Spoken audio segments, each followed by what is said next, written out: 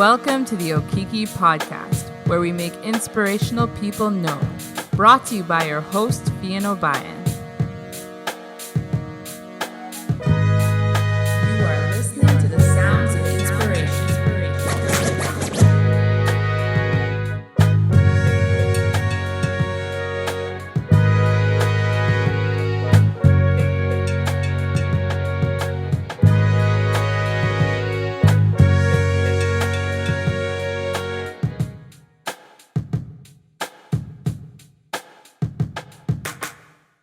You are listening to episode 69. And I also would like to introduce today the Okiki Video Bootcamp. Yes, I will be launching a course, which I will have a wait list in the show notes. And I will be launching some group coaching as well. I know there has been a lot of requests lately of people wanting to learn how can they create content for their own brands. And so I'm looking forward to bringing you along on the journey with that. If that's something that you've wanted to gain skills and techniques on, this will be for you. You'll learn systems on how to create content effectively and efficiently and have more time for yourself in the process while reaching your clients. Again, you can find the information for the Okiki Video Bootcamp in the show notes below. On today's episode, I get to interview the first Black Canadian winner of Big Brother Canada. Yay! His name is Tychon Carter-Newman. And this is part of the Black History Month special that we're doing for this month. Of course, I like to interview people from diverse communities in general on this podcast if you've been listening. But I thought I could give a special focus on this month for Black History Month. So Tychon Carter's debut as a public figure stemmed when he was crowned the winner of Big Brother Canada Season 9. And as the first Black winner of the series, he wants to use his platform to make a positive difference in the world. And his life work has been dedicated to community building, especially in urban planning, being a basketball coach, and a youth program director. Through being an ambassador for diversity and inclusion, mental health, education, and active living. And he believes that he can play a part in the change that he'd like to see in the world today. So definitely, if you are a fan of Tychon through Big Brother or through his YouTube channel, or you just want to learn more about how this show even works and be part of this Black History Month special, I invite you in today's episode. Welcome everyone to the Okiki podcast. And today I'm really honored to have a special guest, and he was the first Black Canadian to win Big Brother Canada, which is amazing. His name is Tychon Carter, and he does a lot of initiatives with youth and mental health. And I wanted to use that platform to really elevate that passion. So thank you so much for being willing to be on the show today. Thank you for having me. I'm so excited. And please let us know, what is your educational and career background? Like, did you wake up one morning and go, you know what, I'm going to go on this reality show and I'm going to win it, and that's going to be a big thing? Or like, what was your process to getting there? My career and educational background is quite different than anything I'm doing right now or even recently. I started off so I did an undergrad in economics with not really a clear goal of what I wanted to do. I think I was in economics because it was a course I really enjoyed in high school. And I really loved math and human behavior, and like what combines math and human behavior. It's economics. Like, how do we measure how people make decisions? So I really found that really interesting. And it was a way for me to play basketball too, because I'm really passionate about basketball. And that's primarily why I went to university. And then throughout that journey, about a third of the way through, or maybe 2/3 of the way through university, I had a course on human geography where they talked about urban planning. And when I took this course on urban planning, it really brought back my childhood to seeing like the community that I grew up in and understanding that we didn't have access to a lot of the things that are necessary for us to reach our potential in life. And what I mean by that is we had a basketball court. They took that, the city came, took it away. They said it was too loud at night. Too many people were hanging out. But that was one of our ways it was an outlet for us. We could play sports. It was a positive place for us to be. And when you saw the basketball court be removed and the community center closed down, you saw that a lot of my friends gravitated toward the wrong things. And when in university, it really opened my eyes to that being poor urban planning. The city wasn't planned in a way where we could thrive, where we could succeed. We didn't have spaces where we could be ourselves and reach our potential. So that that drew me toward urban planning. And then I ended up doing a master's in urban planning at McGill. And then I started working as an urban planner. I moved to Edmonton, did that for a bit. And I was like, okay, I don't want to be out west anymore. I don't have any family here. I want to come back home. So I came back to Toronto. And while I was back in Toronto, that's when Big Brother kind of came to fruition. I was presented an opportunity where, somebody told me about a show that I should really apply for. And I was like, I don't watch the show. I don't know anything about it. And once I did like brief research on it, I'm like, okay, this would be cool. This would be a cool experience. And this is something I could see myself winning. But I don't think I went into it saying I am going to win. I more so went into it being like, this would be cool or this would be fun. And then while I was there, as time went on, winning became more and more realistic to me. And I started changing my perspective. And my perspective changed from this is just fun to be here to no, I'm going to win this. That's what ended up happening. Wow, I find that so interesting because you had a very academic path, actually, and it was very cool to hear that it was paired with a passion for your community. And so I'm just wondering, I'm sure most listeners listening to this probably do know Big Brother if they're excited about this episode. But in case there's a listener who doesn't have a clue what that show is, do you mind explaining how it works and why is it that it caught your attention? What was it about the show that made you want to be involved?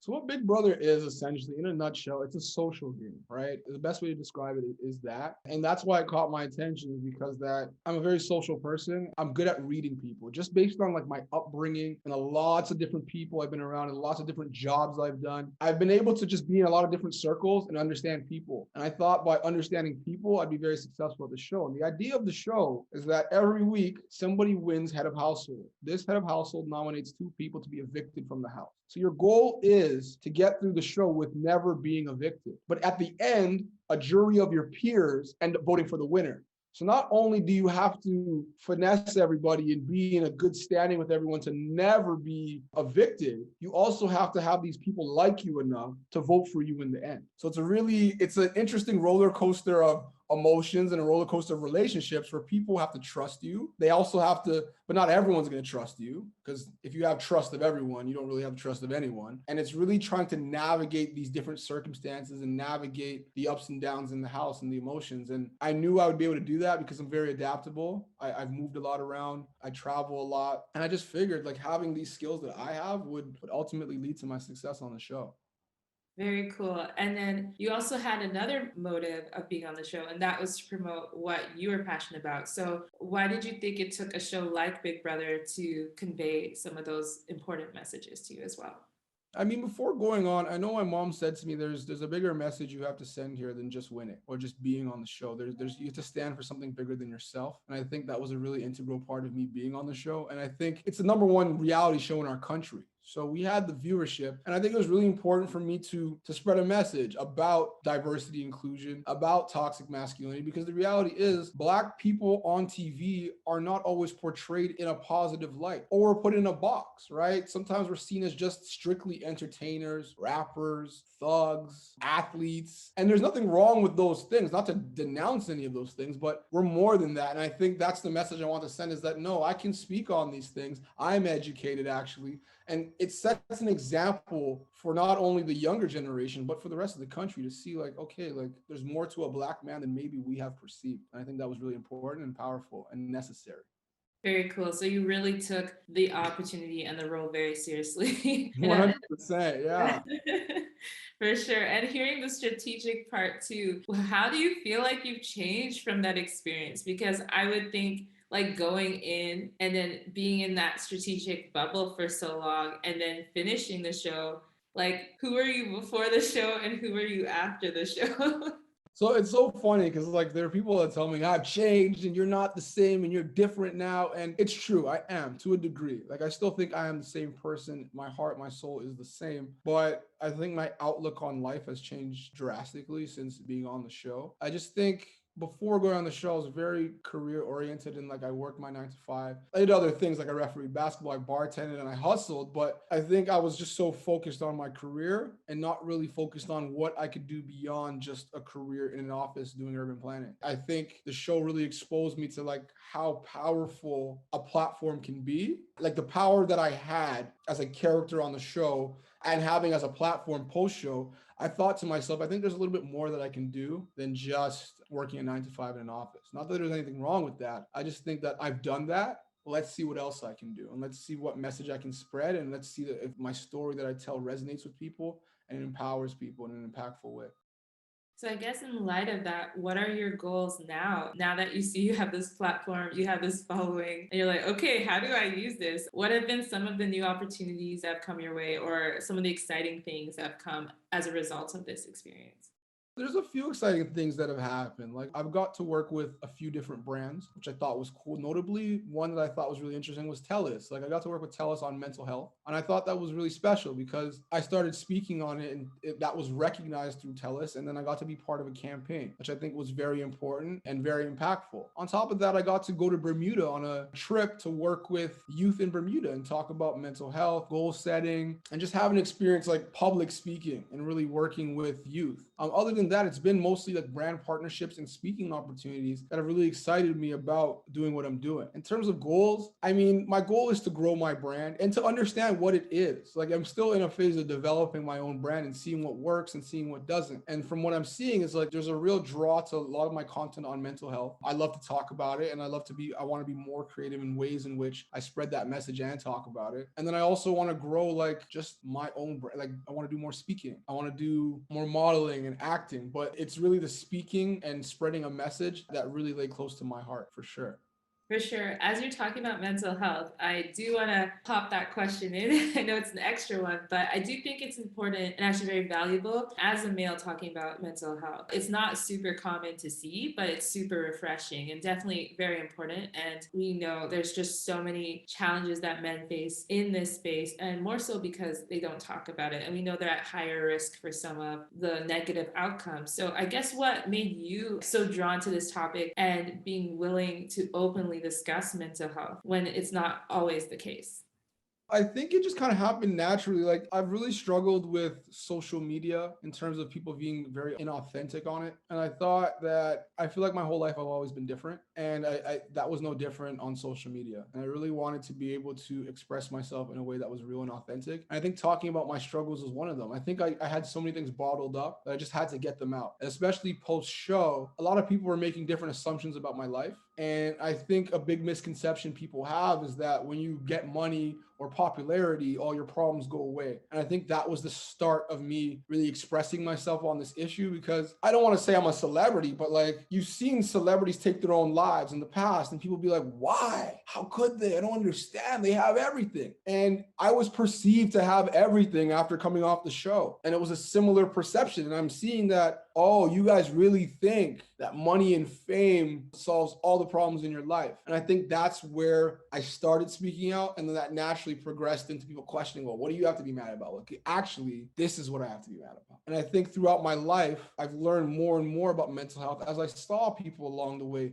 the people in my family struggle to talk about their emotions, my friends struggling to have real, authentic, honest conversations about how they feel. And seeing people take their own lives along the journey shows me that men have a really hard time expressing themselves and how they feel. And what better thing that I could do than set an example and talk about how I feel about things to try to open that conversation.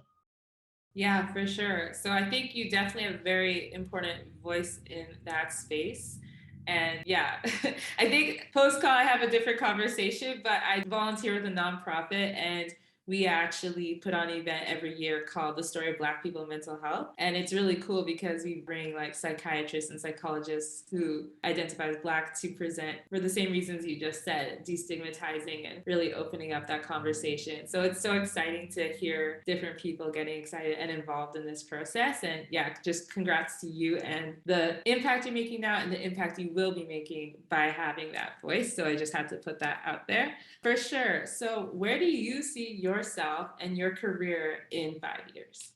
That's a really good question. You know what? I don't really have the answer to that because I'm at a what I call a trial phase, right? So I'm trying so many different things. Sometimes I think it's a little overwhelming, but I'm trying a lot of different things all at once to see what I'm naturally drawn and gravitating toward. So it's like I could tell you that, you know what, I'll really be in the content creation game and I'll have all these followers and really be big on mental health in the content creation space. Or I can tell you that I'm really doing the modeling thing or acting or speaking. I honestly don't know. I think I'm still at a point where I don't know what I'm drawn to most, and I'm still trying to figure it out. So what I'll say is, and what I always say when people ask me, where do you want to be in 5, 10 years? I want to say like to have grown and developed personally more than I have now. And I'm doing all the things to try to grow. And that's really it for me. It's all about growth. It's not necessarily about like my career per se.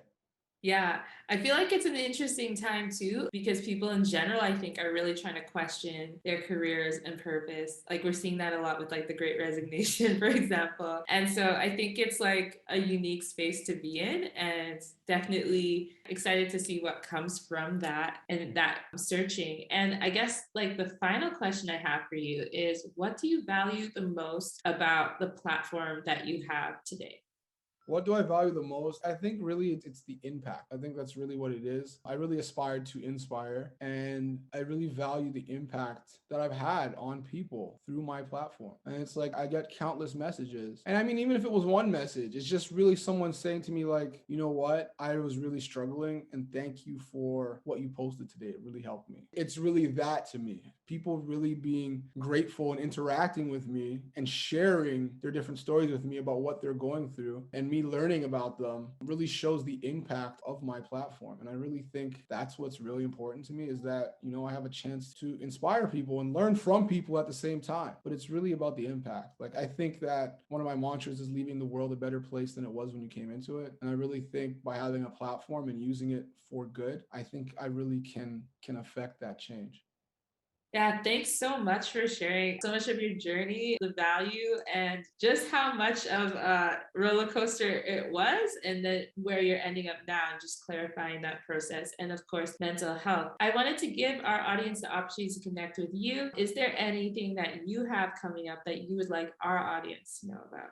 I mean, I'm trying to grow my YouTube channel. So if you want to subscribe to me on YouTube, it's Tychon Carter-Newman or Tychon's World. And yeah, just follow me on Instagram. I think a lot of stuff coming up you will see if you follow me on my platforms. And really, that's all I got. Thank you so much for having me. Thank you. Thank you so much for being on the podcast and sharing with us today. And yeah, we'll definitely have that in the show notes. Thanks so much. Thank you.